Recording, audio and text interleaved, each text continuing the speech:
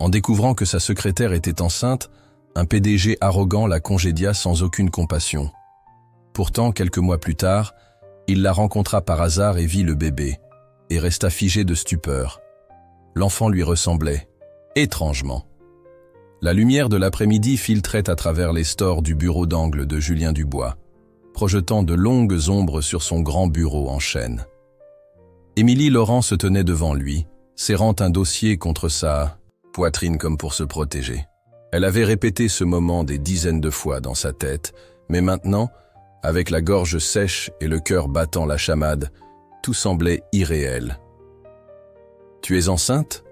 demanda Julien d'un ton tranchant, ses yeux bleus, habituellement rivés sur des tableaux et des chiffres, la scrutant comme s'il s'agissait d'un produit défectueux. « Oui, je le suis. J'en suis à 3 mois, » répondit Émilie, essayant de garder son calme. Julien se renfonça dans son fauteuil, en cuir, et poussa un long soupir, massant ses tempes avec des doigts toujours impeccablement manucurés. Ce geste était devenu habituel chaque fois qu'un contrat menaçait de partir en vrille. « Ça va poser problème », déclara-t-il finalement. « Je ne peux pas avoir de distraction dans mon entreprise, Émilie. On est sur le point de finaliser la fusion avec Martin. »« Je ne comprends pas », rétorqua-t-elle, même si ce pincement dans l'estomac lui disait qu'elle comprenait parfaitement. « Mon travail n'en a pas souffert. Je suis toujours capable de tout gérer. » Julien la fixa d'un regard glacial. « Il vaut mieux qu'on mette fin à tout ça maintenant. Je vais demander au service des ressources humaines de préparer un plan de départ. » Ces mots tombèrent sur Émilie comme un coup de poing. 5 ans, elle avait travaillé pour lui. Des matins très tôt, des nuits interminables et des week-ends sacrifiés pour l'entreprise. 5 ans à prouver sa valeur dans un milieu qui ne la prenait jamais au sérieux. Et maintenant, au moment où elle était la plus vulnérable, il la rejetait comme on jette un vieux journal. « Tu me renvoies parce que je suis enceinte ?» Sa voix tremblait malgré tous ses efforts pour paraître forte. Julien se leva, signifiant la fin de la discussion. « C'est une décision d'affaires, Émilie. Ta remplaçante commencera lundi. » Sans un mot de plus, Émilie tourna les talons et quitta le bureau. Elle ramassa ses quelques affaires personnelles, une petite plante, une photo encadrée de ses parents, une carte d'anniversaire signée par ses collègues, et sans croiser le regard de personne, les rangea dans une boîte en carton. Dans l'ascenseur, une seule larme s'échappa avant qu'elle ne se ressaisisse. Si Julien Dubois pensait que c'était la fin pour elle, il se trompait lourdement. Ce n'était que le début. Son petit appartement semblait encore plus vide qu'habituellement lorsqu'elle s'affala sur le canapé, la boîte de carton remplie de ses affaires traînant sur la table basse. Le silence y était assourdissant. Elle posa sa main sur son ventre encore plat, se demandant comment tout avait pu changer si rapidement. Les semaines qui suivirent se confondirent entre les emails de refus et les alertes de soldes bancaires dérisoires. Chaque entretien suivait le même schéma. Un intérêt initial pour son impressionnant CV, puis un léger changement dans le langage corporel dès qu'on découvrait son état. Personne ne le disait ouvertement, mais le message était clair. On n'embauche pas de problème. Au 5e mois, le ventre d'Émilie ne pouvait plus être dissimulé. Assise à la table de la cuisine, une calculatrice en main, elle essayait de faire durer ses économies jusqu'après l'arrivée du bébé. Les chiffres ne s'alignaient jamais, peu importait le nombre de fois où elle les réarrangeait. « On va trouver une solution », murmurait-elle à son futur enfant, même si la voix trahissait ses doutes. Plus d'une fois, elle pensa à appeler Julien. Il y eut des nuits où son doigt hésitait sur le numéro dans son téléphone, mais à chaque fois, elle repensait à ce regard froid, à la façon si décontractée dont il l'avait rejeté après toutes ces années de loyauté. Il avait clairement indiqué que, pour lui, elle et le bébé étaient des contraintes, des obstacles à l'empire qu'il avait bâti. Finalement, Émilie trouva un emploi comme réceptionniste dans un petit cabinet d'avocats qui ne rechignait pas à embaucher une femme enceinte. Le salaire était une infime partie de ce qu'elle gagnait en tant qu'assistante de Julien, mais suffisait pour payer le loyer. Le soir, elle effectuait des missions administratives en freelance, tapant sur son clavier jusqu'à ce que son dos lui fasse mal et que ses yeux brûlent. Ses amis offrirent leur aide, mais son orgueil l'empêchait d'accepter plus qu'un repas fait maison de temps en temps. C'était son enfant, sa responsabilité. Si Julien ne voulait pas s'en occuper, elle devrait porter tout le fardeau seule. À l'approche du terme, Émilie se prépara du mieux qu'elle le put. Elle acheta un berceau d'occasion, fit le plein de couches à prix réduit et dévora tous les livres sur les bébés disponibles à la bibliothèque. Chaque coup de pied du bébé lui rappelait pourquoi elle se battait. Autant. « Ce sera juste toi et moi, mon trésor », lui disait-elle en caressant son ventre. « Et on ira bien. » Le printemps était arrivé à grands pas, apportant avec lui des brises chaudes et des fleurs qui parsemaient le parc de la ville de Blindes, touches colorées. Émilie poussait une poussette d'occasion le long d'un chemin sinueux, savourant un rare moment de répit. Théo, âgé de 8 mois, dormait enfin toute la nuit et Émilie s'était adaptée à cette nouvelle routine, épuisante et exigeante, mais emplie d'un amour qu'elle n'avait jamais connu. « Regarde les canards, Théo », murmurait-elle en pointant vers l'étang où une famille de canards glissait sur l'eau. Le bébé riait, tendant ses petites mains potelées vers les oiseaux. Alors qu'elle venait d'ajuster le petit béret de soleil de Théo, le ronronnement distinct d'un moteur de luxe attira son attention. Une élégante voiture noire se gara dans le parking voisin, semblant hors de propos parmi les véhicules modestes des familles du quartier. Quelque chose dans cette scène fit se serrer son estomac. La portière du véhicule s'ouvrit et Émilie resta figée. Elle reconnut immédiatement la silhouette imposante, la démarche assurée, le costume parfaitement taillé, la manière de consulter sa montre comme si le temps devait se plier à son agenda. C'était Julien Dubois. Pendant un bref instant, Émilie songea à s'enfuir, mais il était déjà trop tard. Julien se dirigeait vers elle, le téléphone collé à l'oreille, absorbé dans une conversation. Puis, leurs regards se croisèrent, et le temps sembla s'arrêter. Lentement, il baissa son combiné. Émilie resta immobile, une main fermement posée sur le guidon de la poussette. Julien s'avança doucement, comme en transe, ses yeux fixés non sur elle, mais sur le bébé. Théo profita de ce moment pour laisser échapper un joyeux gazouillis, agitant ses petits bras. La lumière du soleil mettait en valeur des traits qu'Émilie connaissait trop bien, ces mêmes yeux bleus intenses du père qui se tenait devant elle, une mâchoire déterminée, et même cette petite faussette quand il souriait. Julien s'arrêta à quelques pas, pâle comme jamais. « Émilie » murmura-t-il à peine audible. « Julien » répondit-elle, étonnée de sa propre sérénité. Il ne pouvait détacher son regard de Théo, qui observait l'inconnu avec des yeux curieux. « Le bébé, il… » commença Julien, mais Émilie intervint doucement. « Il s'appelle Théo. » Julien fit un autre pas, sa façade habituelle s'effritant peu à peu. « Mon Dieu !» chuchota-t-il, la compréhension illuminant son visage. « Il a les mêmes yeux que ma mère. » À cet instant précis, quelque chose changea entre eux. Le mur qu'Émilie avait patiemment édifié se fissurait, et la vérité qu'elle avait portée seule pendant tant d'années flottait dans l'air, impossible à ignorer. Julien eut l'impression que le sol se transformait en sable mouvant.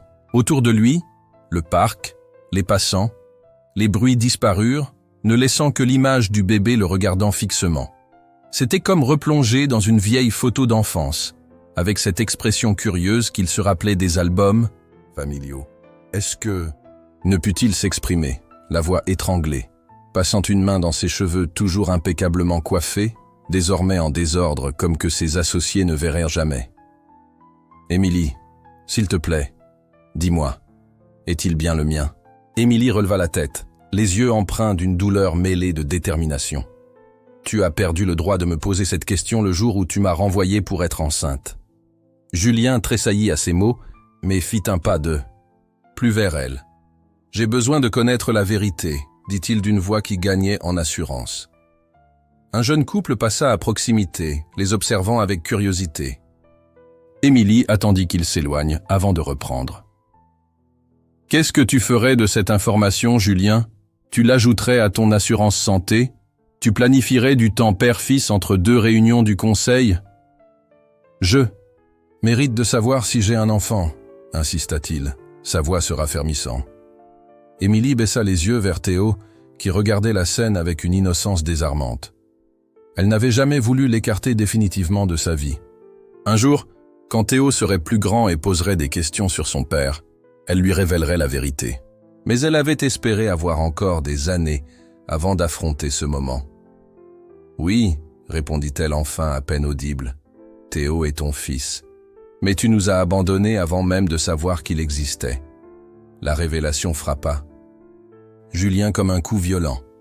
Il recula légèrement, s'appuyant contre un banc à proximité, repassant dans sa tête chaque instant, leur brève idylle, la réunion tendue dans son bureau, les mois écoulés. Il avait un fils, un enfant qu'il ne connaissait rien, un bébé qui lui ressemblait tant, jusque dans cette petite fossette. « Pourquoi ne m'as-tu pas prévenu ?» demanda-t-il, bien qu'il en connaisse déjà la réponse. Émilie laissa échapper un rire amer. Aurait-ce fait une différence? Tu avais clairement montré que ton entreprise passait avant tout. Un bébé aurait été une distraction encore plus grande qu'une assistante enceinte. Julien ne sut que répondre. Toute sa vie, il avait bâti des murs autour de lui, obsédé par la réussite et le profit. Maintenant, ces murs s'écroulaient, dévoilant une vérité pour laquelle il n'était pas préparé. Il avait un fils, et il avait manqué tout. La naissance, le premier sourire, le premier mot. « Je veux le connaître vraiment », déclara Julien, surpris de la fermeté qui émanait de sa voix. « Je veux faire partie de sa vie. » Alors que Théo commençait à s'agiter dans la poussette, inconscient de l'ampleur de la conversation, Émilie se pencha instinctivement pour le calmer, un geste appris au fil d'innombrables nuits et journées de dévouement. Julien observait, se sentant comme un intrus dans un monde qui aurait toujours dû être le sien. « Est-ce que je peux le tenir ?» balbutia-t-il, peinant à respirer. L'instinct protecteur d'Émilie s'enflamma. « Tu ne peux pas simplement débarquer dans nos vies en espérant que tout ira bien, Julien. Ça ne marche pas comme ça. » Non loin de là, dans le parc, des parents poussaient des balançoires, ramassaient à leurs enfants en bas des toboggans et leur apprenaient à lancer une balle. Des instants simples que Julien n'avait jamais considérés comme importants jusqu'à ce qu'il réalise tout ce qu'il avait perdu. « Je sais que je ne le mérite pas, » murmura-t-il faiblement. « Mais je veux essayer, Émilie. Je veux connaître mon fils. » Émilie ajusta la couverture de Théo, prenant le temps de réfléchir avant de répondre. « Pourquoi maintenant? Parce qu'il te ressemble? Parce que ton sang coule en lui?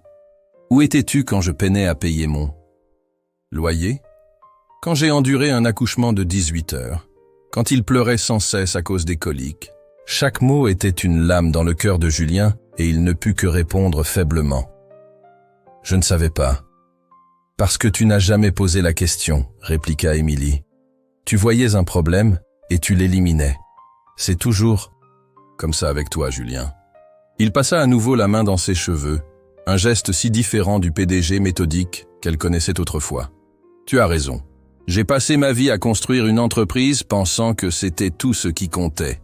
J'avais tort. » L'avouer sincèrement fut si inattendu que le silence s'installa un long instant. Dans ce silence, Théo se mit à pleurer vraiment. Sans y penser, Julien fouilla dans sa poche et sortit ses clés, qui tintèrent doucement. Les sanglots du bébé se calmèrent lorsqu'il fut distrait par les petits objets brillants. « Il aime les clés », observa Julien, esquissant un léger sourire. « Il aime tout ce qui fait du bruit », corrigea Émilie, bien que son ton se fût adouci.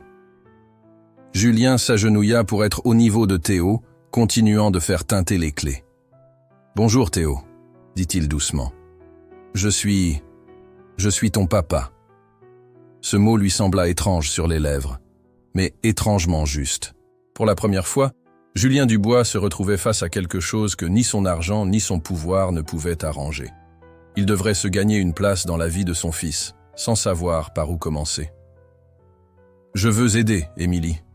S'il te plaît, laisse-moi faire partie de sa vie. » 3 jours plus tard, dans un petit café où Émilie travaillait, l'heure du déjeuner battait son plein lorsque Julien entra. Il avait envoyé plusieurs messages depuis leur rencontre. Dans le parc, ses mots devenant de plus en plus sincères. Émilie avait répondu une seule fois en lui indiquant où elle travaillait et à quelle heure finissait son service. Ce n'était ni une invitation, ni un refus explicite. Julien se sentit déplacé dans son costume élégant parmi les clients en tenue décontractée. Il aperçut Émilie derrière le comptoir, prenant les commandes avec un sourire chaleureux. Elle avait l'air différente ici, les cheveux attachés en queue de cheval simple, portant un uniforme sobre plutôt que l'habit professionnel qu'elle portait dans son ancien travail. Il y avait en elle une authenticité qu'il n'avait jamais remarquée auparavant. Elle le vit dès son entrée, mais se contenta d'un léger hochement de tête. Julien s'installa dans un coin et attendit, nerveux comme jamais lors de négociations à plusieurs millions. Lorsque son service prit fin, Émilie sortit de l'arrière-boutique avec Théo confortablement installé dans un porte-bébé. Là, vision d'eux ensemble, son fils blotti contre la femme qui l'avait tant blessé, fit serrer la poitrine de Julien avec une émotion inconnue. « Merci de m'avoir reçu », dit-il en s'asseyant en face d'elle. « Je ne le fais pas pour toi », répliqua Émilie, ajustant Théo pour qu'il puisse voir autour. Le bébé observait son nouvel environnement avec des yeux curieux. Julien hocha la tête, acceptant la froideur d'Émilie. « Je souhaite aider financièrement », commença-t-il en sortant un carnet de chèques. L'expression d'Émilie se durcit. « Je n'ai pas besoin de ton argent, Julien. »« Tout le monde a besoin d'argent, Émilie. Surtout quand on a un enfant. »« Jusqu'à maintenant, on s'en est bien tiré, » répliqua-t-elle, bien que ses cernes et ses chaussures usées racontassent une autre histoire. Avant que Julien ne puisse répondre, Théo laissa échapper un petit gazouillis et tendit ses petites mains vers lui. Tous deux restèrent bouche bée. « Puis-je le prendre ?» demanda Julien, à peine capable de respirer. Après un bref moment d'hésitation, Émilie décrocha délicatement le porte-bébé et remit Théo entre les bras de Julien. Le poids de son fils dans ses bras était une sensation nouvelle pour lui, à la fois solide et délicat. Théo le regarda de ses grands yeux bleus et soudain s'accrocha à la cravate de soie de Julien avec une force surprenante. Quelque chose se brisa dans le cœur de Julien, comme si un mur s'écroulait en un instant. Ce petit être, avec ses minuscules doigts et ses yeux curieux, venait de faire tomber des décennies de contrôle émotionnel. « Bonjour mon grand », murmura Julien, la voix chargée d'émotion. Émilie les observa. Son expression difficile à déchiffrer. « Il est temps de changer sa couche », dit-elle en s'approchant du bébé. En reprenant Théo, les doigts d'Émilie effleurèrent ceux de Julien, et pendant un court instant, il se souvint de ce qu'il avait été autrefois, pas seulement un patron et sa secrétaire, mais quelque chose de plus, quelque chose qui aurait pu devenir réel si Julien n'avait pas été obsédé par son entreprise. « Je ne veux pas simplement envoyer des chèques », déclara-t-il soudain. « Je veux apprendre à être papa. » L'appartement modeste d'Émilie contrastait avec le luxe auquel Julien était habitué.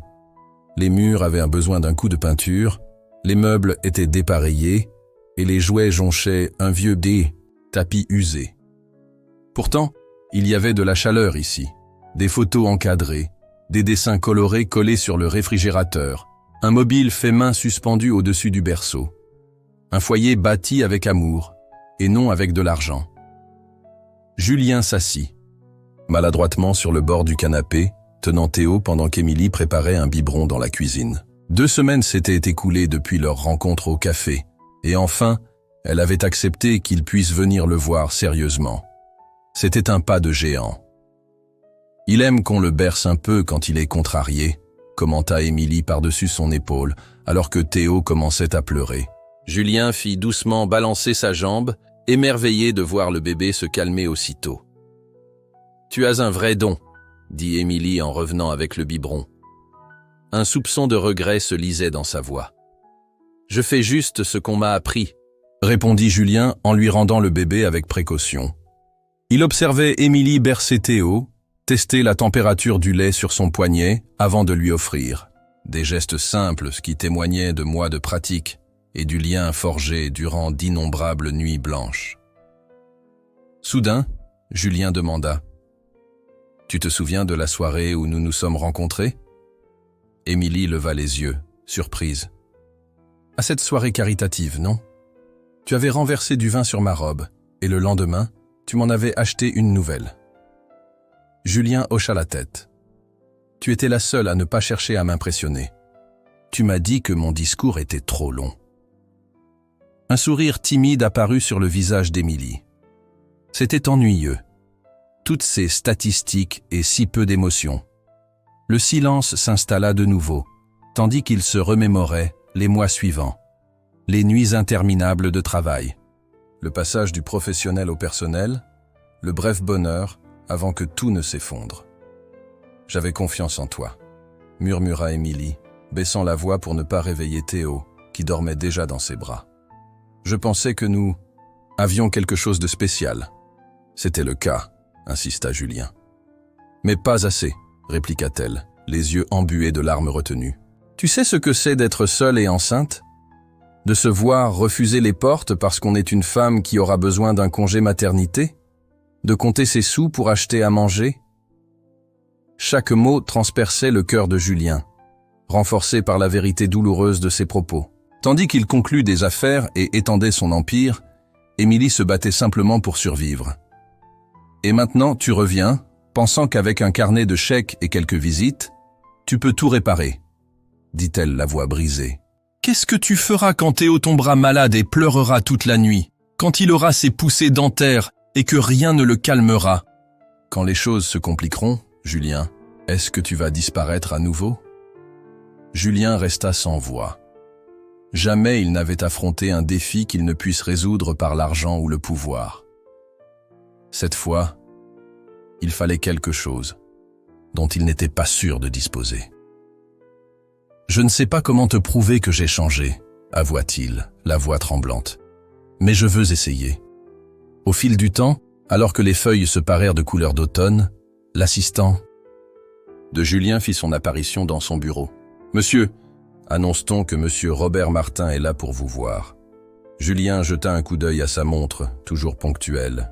« Faites-le entrer. » Robert Martin, un homme aux cheveux grisonnants et au regard bienveillant, entra d'un pas assuré. « Julien, ravi de te voir. »« Merci d'être venu, » dit Julien en désignant une chaise en face de lui. « J'apprécie que tu aies trouvé le temps. » Quand le PDG de Dubois & Associés convoque, on trouve toujours un moment, répondit Robert avec un sourire. « Mais je dois dire que ton message était assez énigmatique. » Julien se pencha, posant ses coudes sur le bureau. « Je vais être direct. Je souhaite m'éloigner des opérations quotidiennes. J'ai besoin que quelqu'un prenne le relais pendant que je me consacre à d'autres priorités. » Robert haussa les sourcils, surpris. « Tu as toujours été le PDG le plus impliqué que je connaisse. Qu'est-ce qui a changé ?» Julien hésita puis saisit une photo encadrée posée sur son bureau. Théo, souriant timidement à l'objectif. « Mon fils, » dit-il simplement. Robert resta stupéfait. « Je ne savais pas que tu avais un enfant. »« Moi non plus, jusqu'à récemment, » expliqua Julien en résumant la situation sans entrer dans les détails intimes. « J'ai déjà trop perdu. Je ne veux plus rien manquer. » Après le départ de Robert, Julien envoya un texto à Émilie. « Est-ce que je peux passer chez toi ce soir? J'ai quelque chose d'important à te dire. » Quelques heures plus tard, il se retrouva assis sur le canapé du modeste appartement d'Émilie, l'observant alors qu'elle digérait ses paroles. « Tu vas quitter ton poste de PDG ?» répéta-t-elle incrédule. « Tu vas renoncer à l'entreprise que tu as bâtie de toutes pièces. »« Ce n'est pas renoncer, » clarifia Julien. « Je vais simplement assumer un rôle moins contraignant. Robert Martin prendra en charge les opérations quotidiennes. Je resterai au conseil d'administration pour les décisions importantes. Mais désormais, j'aurai du temps. Vrai temps. » Émilie secoua la tête, essayant de concilier cette idée avec l'homme travailleur qu'elle avait connu. « Pourquoi ferais-tu ça ?» Julien jeta un regard vers la petite chambre de bébé où Théo dormait paisiblement. « Parce que j'ai enfin compris ce qui compte vraiment. » Et ce n'était pas que de simples mots. Au cours des semaines suivantes, Julien se montra présent, de manière constante, apprenant à changer des couches, patientant pendant que Théo faisait la sieste, allant faire les courses au lieu d'acheter des cadeaux coûteux, de petits gestes qui parlaient plus fort que n'importe quelle grande promesse. J'ai raté tout, murmura-t-il doucement. Sa naissance, son premier sourire, son premier mot. Je ne veux plus manquer aucun premier. Je veux être là quand il apprendra à marcher, quand il dira « Papa ». Pour la première fois, quand il aura besoin de quelqu'un pour lui apprendre à faire du vélo. Émilie le regarda, cherchant la moindre trace de fausseté. « Et que feras-tu quand tu te lasseras d'être papa? Quand tu réaliseras que ce n'est pas que des moments adorables et des photos, mais aussi des crises, des nuits blanches et une routine sans fin. » Julien fixa son regard. « Je ne m'en irai pas, Émilie. Cette fois, je reste. » Pour la première fois depuis longtemps, Émilie se permit d'imaginer un avenir aux côtés de Julien, non plus seulement comme son ancien patron, non seulement comme le père de Théo, mais comme un véritable partenaire. L'idée était à la fois effrayante et étrangement rassurante. « Théo a un rendez-vous chez le pédiatre demain à 10h, déclara finalement Émilie. « Si tu es vraiment sérieux à l'idée de t'impliquer, tu pourras venir. Avec nous. » Ce n'était pas un pardon complet, mais c'était le commencement. Le premier anniversaire de Théo arriva avec l'air frais de l'automne. Émilie se tenait dans la cuisine en mélangeant la pâte du gâteau, tandis que Julien jouait par terre avec Théo, empilant des blocs de couleurs que le petit renversait à chaque fois avec joie. La scène était d'un naturel désarmant, au point qu'Émilie se rappelait parfois combien leur histoire avait été hors du commun. Au fil des mois, Julien prouva bien plus que ce qu'Émilie avait osé espérer. Il échangea des réunions d'affaires contre des visites chez le pédiatre, des conférences téléphoniques contre des cours de musique pour bébés. Ses costumes coûteux laissaient place à des vêtements décontractés qui supportaient bien les taches de purée et la bave. Le changement ne fut pas seulement extérieur. Il y avait en lui une douceur, une patience qu'elle n'avait jamais vue lorsqu'ils travaillaient ensemble. « Je crois qu'il est en train de s'endormir », observa Julien alors que Théo se frottait les yeux avec ses petites mains potelées. Émilie hocha la tête, jetant un coup d'œil à l'horloge. « C'est presque l'heure de la sieste. Tu peux le coucher pendant que je termine ici ?» Cette simple demande résonna comme un signe fort. Pour la première fois, Émilie faisait confiance à Julien pour gérer la routine de la sieste de Théo, un signe de confiance qui grandissait. Julien souleva Théo avec soin. « Allez, mon champion, il est l'heure de dormir. » Tandis qu'Émilie continuait de mélanger la pâte, elle écoutait la voix douce de Julien lire l'histoire préférée de Théo via le moniteur pour bébé. Cette nouvelle réalité la surprenait. Julien Dubois, jadis redouté dans le monde des affaires, lisait désormais « Bonne nuit, Lune » avec une sincérité totale. En revenant à la cuisine, Julien avait l'air songeur. « J'ai regardé quelques annonces immobilières », confia-t-il en prenant un chiffon pour essuyer quelques bols. « Des maisons ?» s'exclama Émilie, étonnée. « Rien de luxueux », précisa-t-il rapidement. « Juste quelque chose avec un jardin, 3 chambres, peut-être. Dans ce quartier, puisque tu aimes cet endroit, près de ton boulot et de la garderie de Théo. Julien. C'est juste pour y réfléchir, ajouta-t-il. Le bail de cet appartement expire le mois prochain, et Théo aura besoin de plus d'espace en grandissant. » Émilie laissa tomber le bol qu'elle tenait. « Tu veux dire que tu proposes qu'on emménage ensemble ?» Julien la regarda droit dans les yeux. « Je te propose d'envisager ce qui est le mieux pour Théo. Et pour nous. » Avant qu'Émilie ne puisse répondre, un bruit retentit dans le moniteur. Non pas des pleurs, mais le son distinct des petites mains tapant sur le sol, et ils se précipitèrent vers la chambre de bébé. Contre toute attente, Théo avait réussi à sortir de son berceau. À genoux sur le tapis, il affichait un sourire de satisfaction. En entrant dans la pièce, il leva les yeux, sourit, puis, à la stupéfaction des 2 adultes, se leva en titubant et fit quelques pas hésitants en direction de Julien. « Mon Dieu !» s'exclama Émilie, des larmes aux yeux. « Il marche !»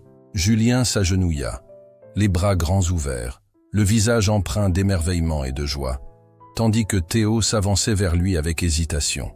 « Bravo, mon grand, tu y arrives !» s'exclama Julien avec enthousiasme. À cet instant, précis, en voyant son fils faire ses premiers pas vers le père qui avait tant lutté pour faire partie de sa vie, Émilie sentit en elle quelque chose commencer à guérir. Les murs qu'elle avait érigés pour se protéger d'elle-même et de Théo s'effondraient, brique par brique, à chaque sourire sincère, à chaque promesse tenue, à chaque petit moment de famille qu'ils partageaient. « Peut-être, » murmura-t-elle doucement, « peut-être pourrions-nous envisager ces maisons. » Ce soir-là, dans un petit restaurant italien, la quiétude d'une soirée de mardi se mêlait à la lueur douce d'une bougie. Émilie était ravissante dans une robe bleue simple, rien d'extravagant, mais qui mettait en valeur la couleur de ses yeux. Théo passait la soirée avec une amie d'Émilie, Sophie, sa première nuit sans ses parents. Émilie vérifiait son téléphone à plusieurs reprises, essayant de dissimuler son inquiétude. « Théo va bien », assura Julien en tendant la main pour toucher celle d'Émilie. « Sophie nous appellera s'il y a le moindre souci. » Émilie sourit timidement. « Je sais, c'est juste bizarre d'être séparée de lui. Pour moi aussi, » admit Julien. Au cours de l'année écoulée, Théo était devenu le centre du monde de Julien d'une manière qu'il n'aurait jamais imaginée. Le rire du petit était sa mélodie préférée et lui enseigner de nouveaux mots était devenu sa plus grande fierté. L'empire qu'il avait bâti semblait désormais creux, comparé à la simple joie d'entendre pour la première fois « Papa ». Peu après, le serveur apporta leur plat, des lasagnes pour Émilie et du poulet à la parmigiana pour Julien. Ils dînèrent dans un silence confortable pendant quelques minutes, jusqu'à ce que Julien s'exprime. « Tu te souviens de ce que tu m'as dit le jour où j'ai appris l'existence de Théo ?» Émilie posa sa fourchette. « J'ai dit beaucoup de choses ce jour-là. La plupart étaient remplies de colère. Tu avais demandé ce qui se passerait quand les choses se compliqueraient, rappela Julien, si je disparaissais de nouveau. » Émilie hocha la tête, baissant la voix pour ne pas réveiller Théo qui dormait dans ses bras. « Je m'en souviens. Les choses se sont durcies, » poursuivit Julien. « La poussée dentaire, cette infection. À l'oreille le mois dernier, la semaine où il ne voulait manger que des bananes. » Un sourire se dessina sur le visage d'Émilie. « La grande révolte des bananes de mars. Mais je suis toujours là, » déclara Julien, d'un ton de plus en plus sérieux. « Et je ne partirai pas, Émilie. Jamais. » Il sortit de sa poche une petite boîte qu'il déposa au centre de la table. Ce n'était pas une boîte à bagues, mais quelque chose d'un peu plus grand, en bois, au fini sobre. « Qu'est-ce que c'est ?» demanda Émilie à peine audible. « Ouvre-la », l'encouragea Julien.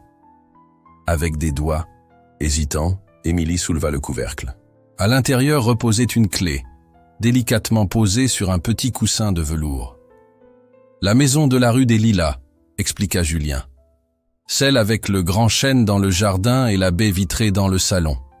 Ta préférée parmi toutes celles que nous avons visitées. » Émilie observa la clé, émerveillée. « Tu l'as achetée ?»« Oui, mais si elle deviendra notre foyer ou simplement une seconde maison pour Théo, cela dépend de toi, » dit Julien en prenant une grande inspiration. « Je t'aime, Émilie. Je crois que je t'ai toujours aimée, même quand je ne le voyais pas. Mais par-dessus tout, je te respecte. Ta force, la manière dont tu as élevé notre fils. Tu m'impressionnes chaque jour. » Les yeux d'Émilie scintillèrent à la lueur de la bougie. « Julien, je ne demande pas de réponse. »« Ce soir, » dit-il rapidement, « je sais qu'il reste encore beaucoup de douleur entre nous, mais sache que quand tu seras prête, si jamais tu l'es, je serai là, entièrement, pour toi et pour lui. » La sincérité de sa voix était indéniable. Ce n'était plus le PDG au verbe affûté qui faisait des promesses vaines, mais un homme qui avait enfin compris ce qui comptait vraiment, offrant son cœur sans aucune garantie. Émilie prit la clé, la laissant glisser entre ses doigts. « La maison a cette petite pièce juste à côté de la chambre principale, » murmura-t-elle. « Parfaite pour un bureau à domicile. »« Ou pour une chambre d'enfant, » suggéra Julien, l'espoir perçant doucement. « Peut-être un jour. » Leurs regards se croisèrent, et pour la première fois depuis plus d'1 an, Émilie se permit d'imaginer un avenir avec Julien, non plus seulement en tant qu'ancien patron, non seulement comme le père de Théo, mais comme un véritable partenaire. Peu à peu, la maison de la rue des Lilas se transforma d'un espace vide en un véritable foyer. Émilie insista pour aller doucement, en ménageant ses affaires pièce par pièce, plutôt que d'un seul coup. Julien ne pressa pas les choses. Après tout ce qui s'était passé, la patience était le moins qu'il puisse offrir. Il était présent les week-ends, aidant Théo à faire ses premiers pas dans le jardin, lui apprenant à lancer une petite balle, lisant encore et encore les mêmes histoires jusqu'à ce qu'il les mémorise par cœur. Il venait dîner 3 fois par semaine, apportant toujours quelque chose. Des courses, des fleurs pour la table, ou un nouveau jouet repéré lors de sa pause déjeuner. Parfois, il restait tard, après que Théo s'endormit, et ils s'asseyaient, ensemble sur le porche, pendant que les lucioles dansaient dans le jardin. Ils parlaient de choses simples, des potins du travail, des nouvelles du quartier, des bêtises que Théo avait faites dans la journée. Et, peu à peu, ils en vinrent à parler de rêves, de peurs et de regrets, du passé qu'ils avaient les partagés, des blessures qui mettaient encore du temps à guérir, et des possibilités qui s'ouvraient devant eux. Un soir de fin de printemps, alors qu'ils regardèrent les étoiles apparaître, Émilie se rendit compte que quelque chose avait changé en elle. La colère qui l'avait animée pendant si longtemps s'était adoucie, laissant place à quelque chose de plus nuancé, de plus tendre. Elle regarda Julien, vraiment le regarda, et ne vit plus le PDG froid qui l'avait renvoyé, mais l'homme qui passait des heures à jouer par terre avec son fils, qui se souvenait de ce que Théo aimait manger et de ce qui le contrariait, et qui avait réorganisé sa vie pour être présent dans les petits moments. « Qu'est-ce qui se passe ?» demanda Julien, rompant le silence. « Je pensais simplement, » répondit Émilie doucement, « à quel point tu es différent maintenant. » Julien secoua la tête. « Ce n'est pas que j'ai changé, c'est que je me suis réveillé. Avant, je marchais dans la vie comme en somnolent, à courir après des choses qui n'avaient aucune importance. » Une brise fraîche fit frémir les feuilles du grand chêne, et Émilie se rapprocha instinctivement de lui sur le porche. Sans un mot, Julien passa son bras autour de ses épaules. C'était la première fois depuis leur retrouvaille qu'elle se laissait aller à une telle intimité, et tous deux ressentirent l'importance de l'instant. « Aujourd'hui, Théo m'a demandé, » dit Émilie après un moment, « pourquoi ? Tu ne dors pas ici comme le papa de l'ami de Théo ?» Julien se raidit un instant.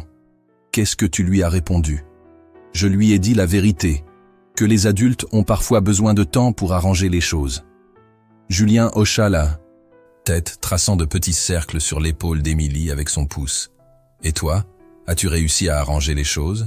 Émilie se tourna vers lui, leur visage si proche dans la pénombre. « Je crois que je commence à comprendre. » Plus tard, alors que Julien rassemblait ses affaires pour partir, Émilie fit quelque chose d'inattendu.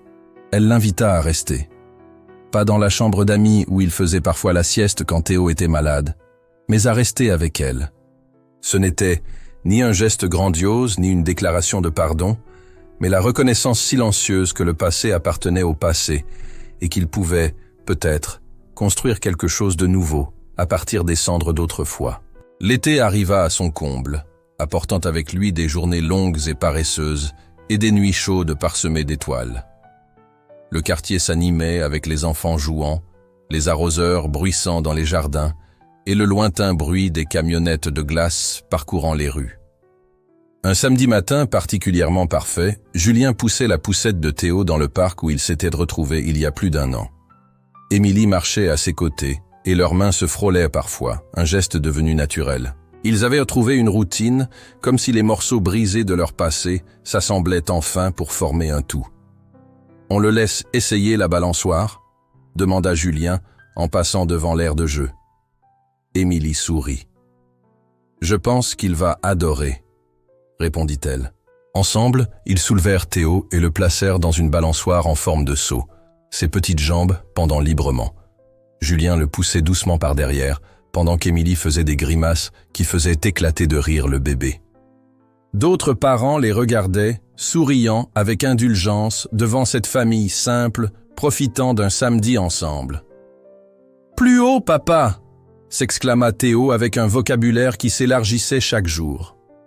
Julien répondit en le poussant un peu plus fort, le cœur gonflé de joie en voyant le rire sincère sur le visage de son fils.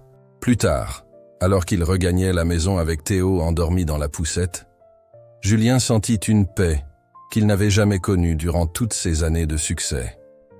Les rapports trimestriels et les réunions du conseil qui occupaient... Autrefois, ses pensées semblaient désormais lointains, comparées à la caresse de la main d'Émilie et au rythme régulier de la respiration de Théo. « Je n'aurais jamais imaginé tout ça », confessa Julien en arrivant rue des Lilas. « Rien de tout cela. »« Et qu'est-ce que tu imaginais ?» demanda Émilie.